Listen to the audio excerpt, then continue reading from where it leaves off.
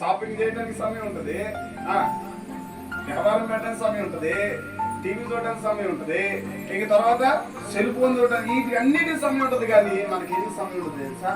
దేవుని పాదాలు పట్టుకోవడానికి సమయం, దేవుని పాదాలు ఎదురు కూర్చోడానికి మనకు సమయం ఉంటుందండి. అమ్మ రాండ్రా, దేవుడి పాదాల దగ్గర కూర్చొని ఈ రోజు ఈ వేడుకుందాం, ప్రార్థన చేద్దాం. దేవుడు ఖచ్చితంగా నీ కుటుంబాన్ని మారుస్తాడు, నీ పరిస్థితులు మారుస్తాడు, నీ స్థితిగతులు మారుస్తాడు. రాత్రి ప్రార్థన చేద్దామని అంటే అయ్యగారు స్తోత్రం, హల్లెలూయా. నిజంగా మన ప్రపంచం ఉద్ధరించాలిగా మనకు అసలు ఖాళీ ఉండదు.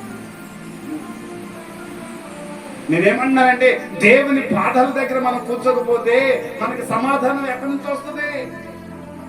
దేవుని యొద్ద నుండి మనకి సమాధానం రాకపోతే, దేవుడు మనల్ని విడిపించకపోతే, దేవుడు మనల్ని తప్పించకపోతే, దేవుడు మన కుటుంబాన్ని కట్టకపోతే, దేవుడు మన ప్రతి స్థితిగతులను మార్చకపోతే, ఈ లోకంలో ఇంకెవరున్నారు మన స్థితిగతులు మార్చుకోవాలి?